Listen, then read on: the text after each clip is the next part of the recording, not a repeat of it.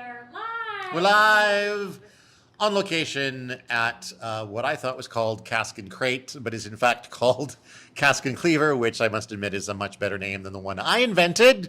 We're here with Dan and Neil of Cask and Cleaver, as I said, in 100 Mile House.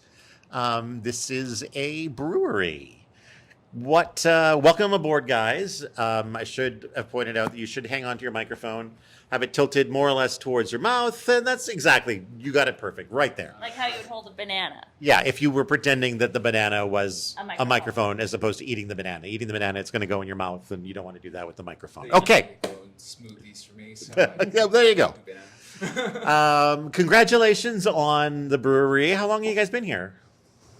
We're into our fourth year now. Oh, wow. So May 2022 was when we opened, and it's been going strong ever since. We've exponentially grown. We started with about 30 seats. We're up to 94 seats now. Oh, wow. 2 of our own beers on tap in the beginning. Now we're up to 7 to 9 of our own beers.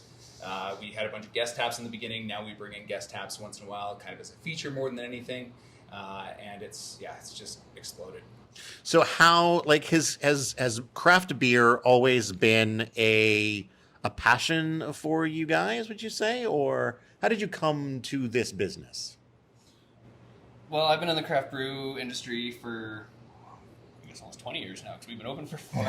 I spent most of my child life working, in high school, working for Dead Frog Brewery down on the coast before we moved up here. Wow, okay. So I worked my way through there, working in production supervisor, delivery driver, ended up helping them make the move into Langley, and then brewed for a while and moved into production management. So I kind of worked all the way through the whole back end of a brewery. Wow, yeah. And then we moved up here 5 years ago, I guess, and this place came up for sale, and we decided to buy it. So I've been in the industry for a very long time.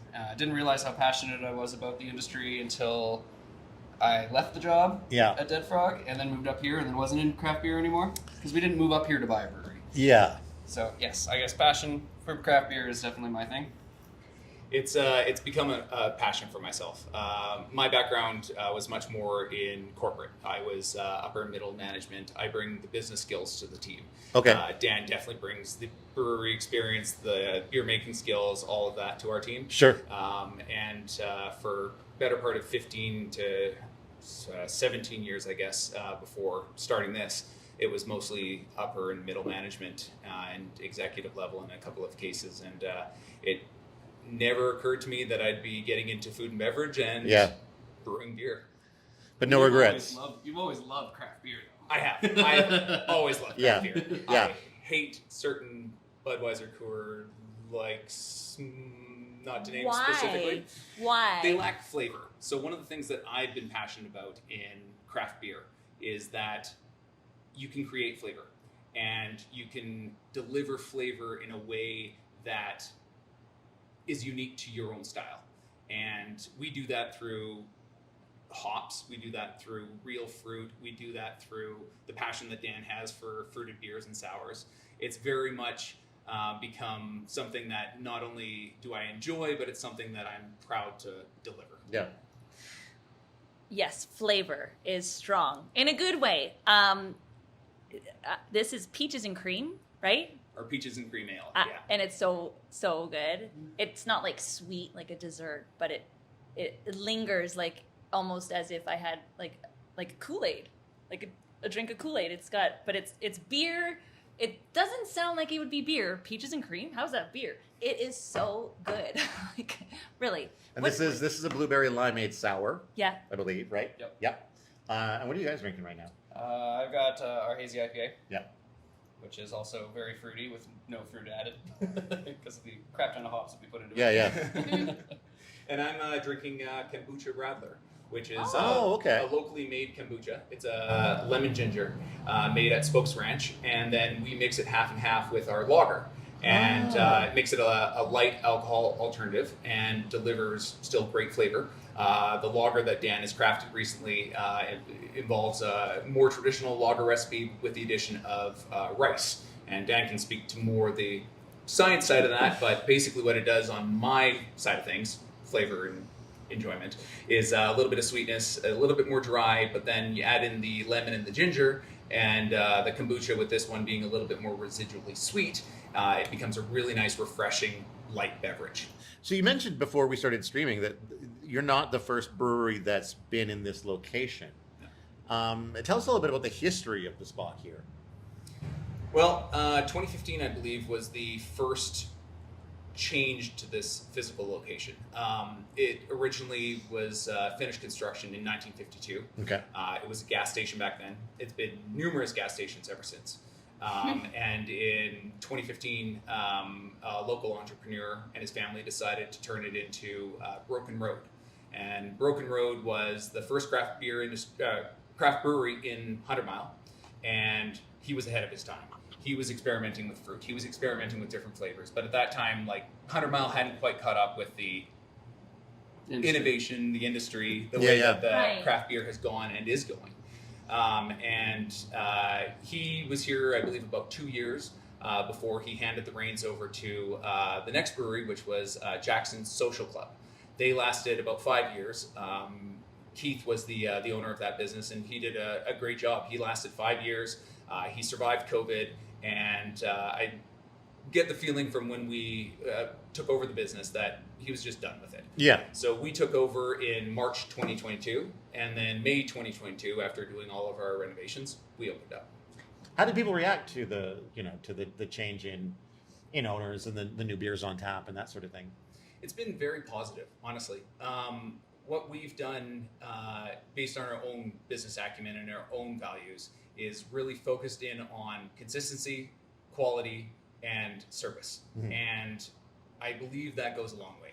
I had experience in the past working with the Four Seasons Hotel, and those were values that were driven into you. And seeing the success there in that corporation and that way that they deliver their service and the consistent way that you interact with your customers, that sets a foundation. So as long as you can then consistently deliver that quality product, people will come back and they will enjoy what you're doing. And we've seen that here.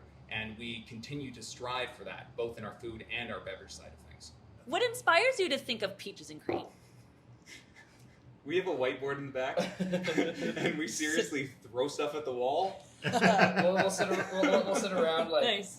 Friday after work or Saturday after work having some beers with all of the staff and just be like, all right guys, I need some ideas for the next 6 or 8 months. Let's just have a brainstorm and see what we come up with. And we just kind of stuff everything on the board, and sometimes it sounds amazing, other times it doesn't, but it leads to something else that might be amazing. Right. So yeah. I imagine when you come up with those things too, if all you're doing is starting from peaches and cream as a concept, you've got to figure out what is sort of the base type of style of beer to build from. What would it build from? Yeah. And then, the hops and the whatever else, and then the actual, if you're using... backwards engineer it. Kind of, yeah, exactly. Yeah. Is that a fun process for you? That's the most fun part. Yeah. All the other stuff is just work, but all the art part of it is coming up with the recipes and the flavors and figuring out how to do those flavors in the best possible way. That's the fun part. On average, how much sort of finessing does it take from your first attempt at a flavor to the one that you're happy to serve? Depends. It depends on the beer. I mean, so far I haven't had a lot of misses. Yeah. I mean, there's some beers that have been crazy popular, like our strawberry cheesecake sour. That sounds amazing. Our pineapple vanilla sour. Those are probably our two most acclaimed beers, I'd say. Really?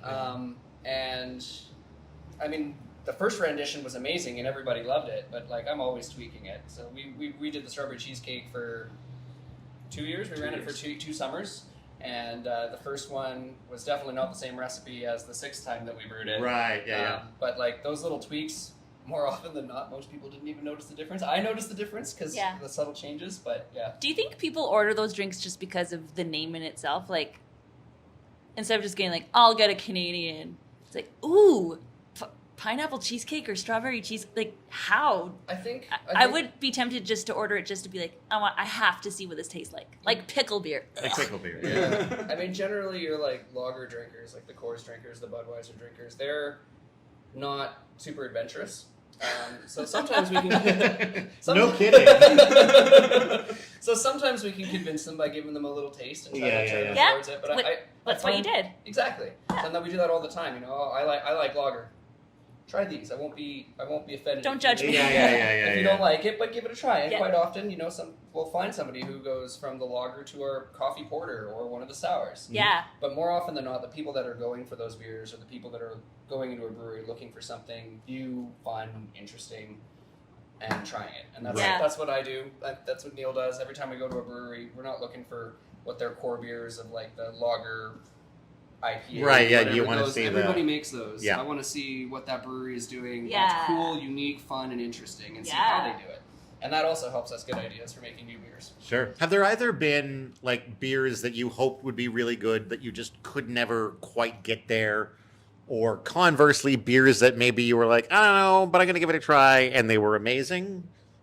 Any experience with either of those directions? Or I mean, we've had a couple of beers that we brewed and thought were absolutely amazing that didn't quite hit. Like the people who loved it, right, but they don't sell like crazy. Like right. It's sort of like you found a little niche that yeah. Like we did a strawberry basil goza last year. That sounds really and good it was too. Awesome. Yeah. It just and the people who came back kept drinking it because they loved it, but just the market of people who liked it wasn't as big as we expected. Sure.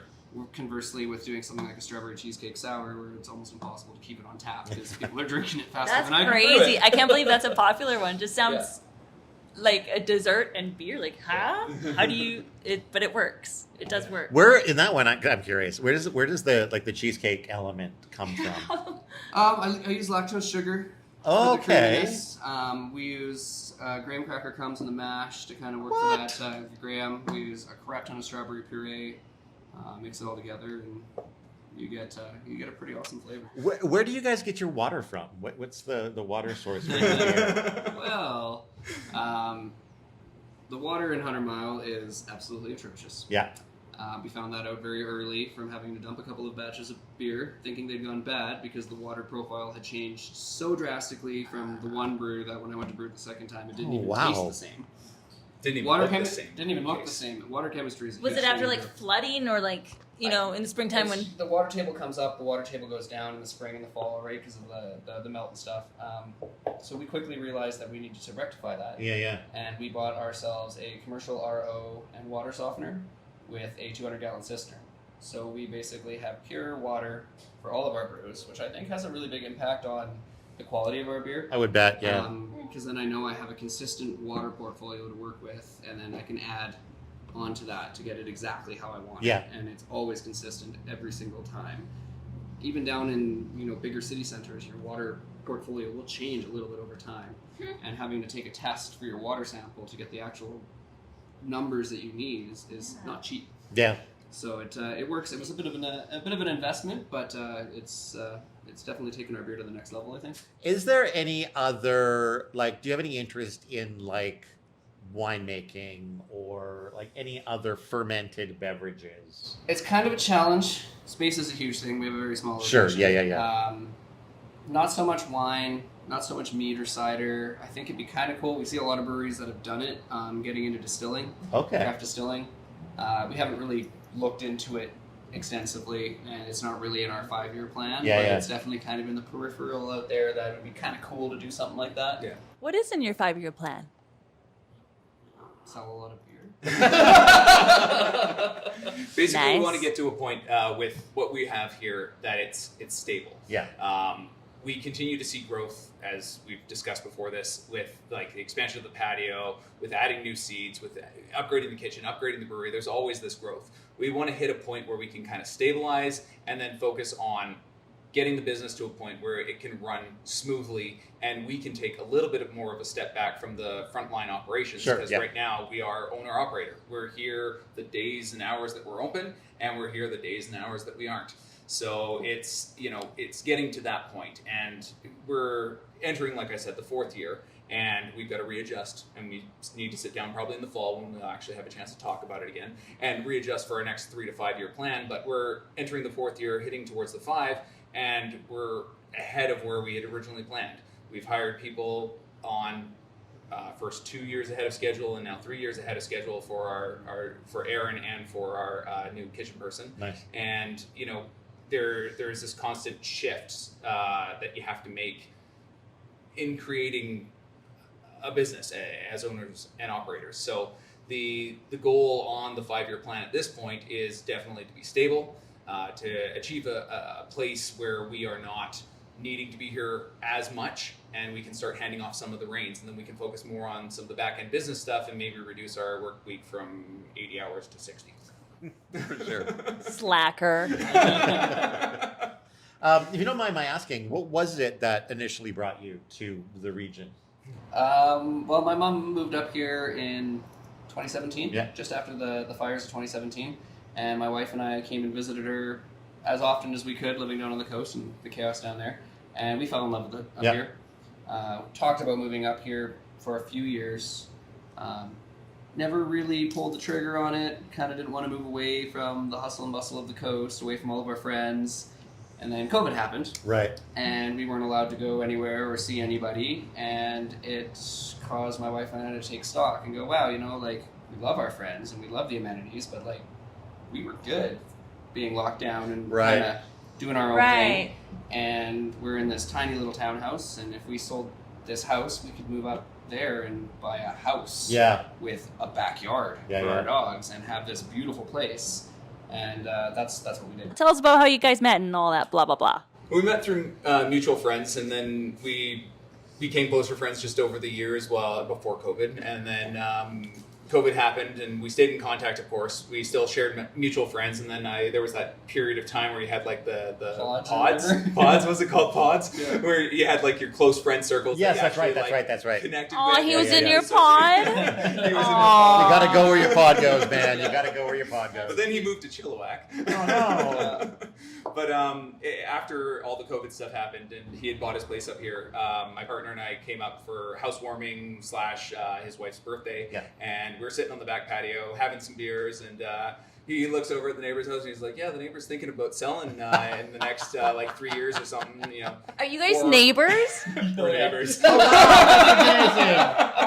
amazing. I love it. So your uncle? You're going to be an uncle or Not at this possibly, point. I don't know, No but you kids could yet, no No. kids. could be the Yeah. uncle maybe. One day. One day. One day. But yeah, it was that was in August. Yep. And then October, he calls me and he's like, "Yeah, so the neighbor's thinking about selling his house, and it's He's back in listing my it. mind." He's listing it now. So we came up that week. We had a offer in on the weekend. By the end of the next week, we had an accepted offer, and I had to figure out what we were going to do up here. And the brewery wasn't in the scope at that point. So How much time was there between you're moving up here and then the brewery becoming a thing? Wow. How did that happen? So basically, yeah, you closed the deal on your house in like October, yeah, end of October, beginning of November. and was going to be moving up at the end of January was the possession date. And sometime, end of October, beginning of November, I rolled into town. Yeah. And this brewery had been posted for sale 3 or 4 times over the last 5 years, like the 5 years before we all Right. moved up here. He'd list it and then take it down, Yeah, yeah, list yeah. it and then take it down. And I drove into town to get some groceries one day, and it was shuttered, and it said business for sale, building for lease. And I was like, huh, I'm not super happy with the job that I'm at right now. Neil doesn't have a job yet. Call him Well. up. Called him up and said, hey, you want to buy a brewery? Absolutely. And he was up that weekend. We started, getting the details going Yeah. and all the research and all the stuff that we needed to do. Nice. And we took possession March. Spent 2 months renovating it. That was the longest 2 months of my Was that fun though? The renovating? Yeah. I mean, the first month was. He did call it the longest 2 months of his life. That doesn't sound like a The raise. second month was like, wow, we need to get open. We're spending a lot of money and we're not making any money. We need to make some Yeah, of this back. that's yeah. construction for you. Yeah, and we did all the work ourselves. Like we did.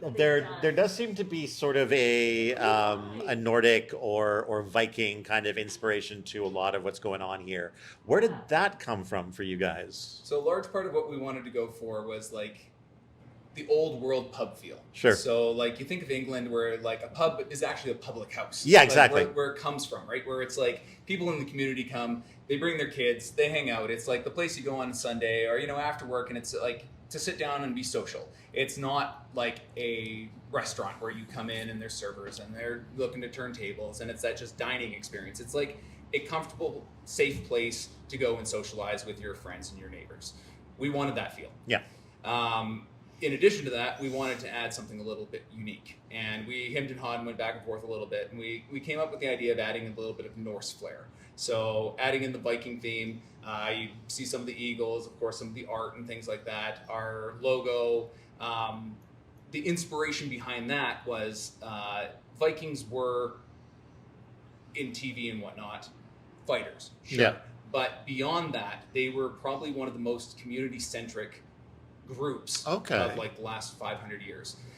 People went Vikinging because they were getting resources, raiding, pillaging, for their community. Yeah. Their intention was to bring back resources so that their community would be able to survive the months that they are not able to grow, not able to hunt, food is sparse, and they're able to trade the resources that they've pillaged for food and to support their own communities. The people that went Vikinging, unlike, you think about England and that where they had trained soldiers, the people that went Vikinging were the hunters. They were the people of the village. They went out to get resources to bring back with the intention of supporting their families.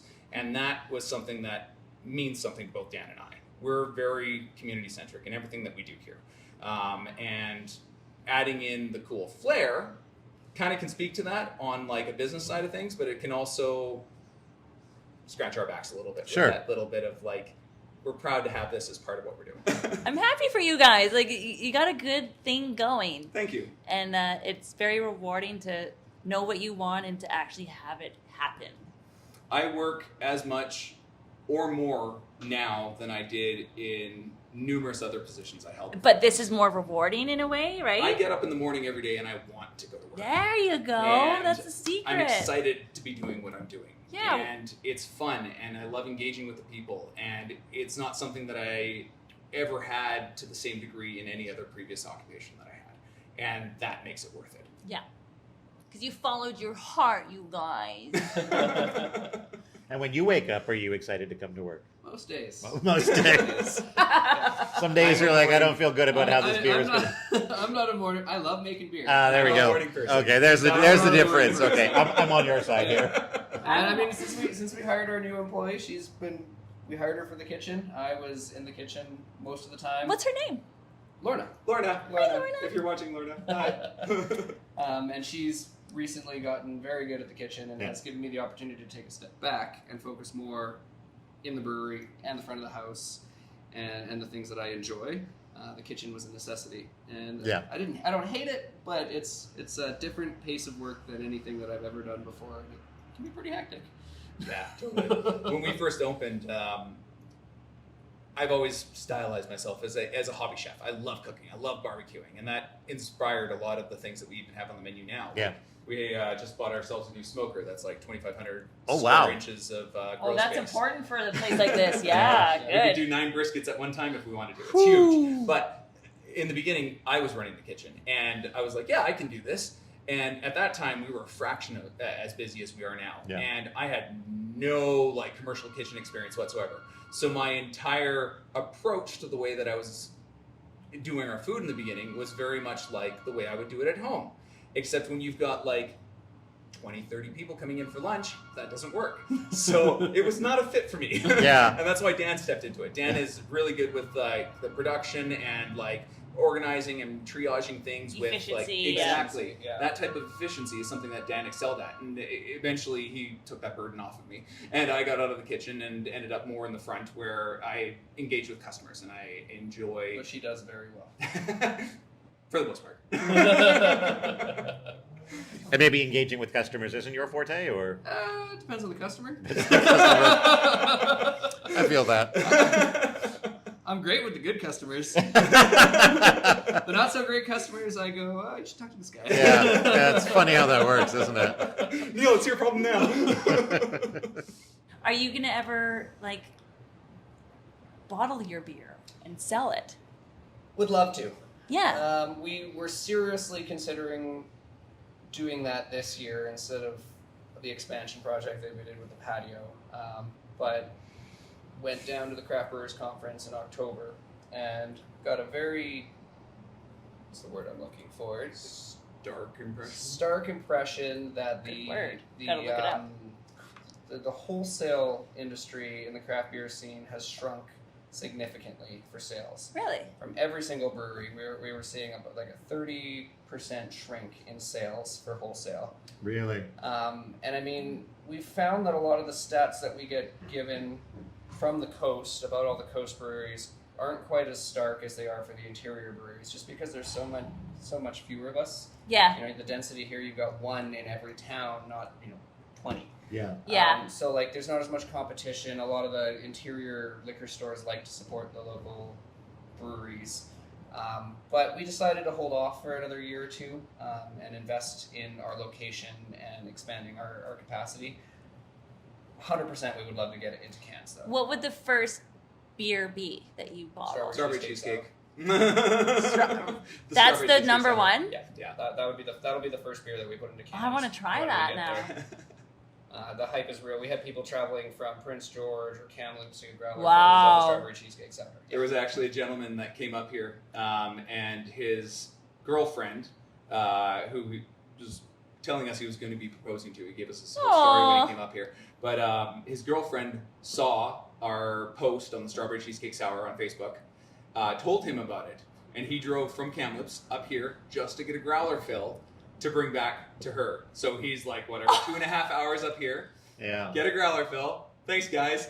2.5 hours back. She better said yes. She loves strawberry cheesecake. Yeah. I don't know. We never heard the end result, but I mean, he was very much into. He knows how to get good points, though. He knows. Yeah. Yeah. Yeah. I would. Wow. I would maybe make the drive for that strawberry shortcake. Yeah. Anything else coming up in the near future worth talking about? What, are you thinking about expanding to like Kamloops? It was in the cards at one point. We were seriously in the process of purchasing a brewery down there. Really? If we wanted to expand to another market, it would probably be Kamloops. Why?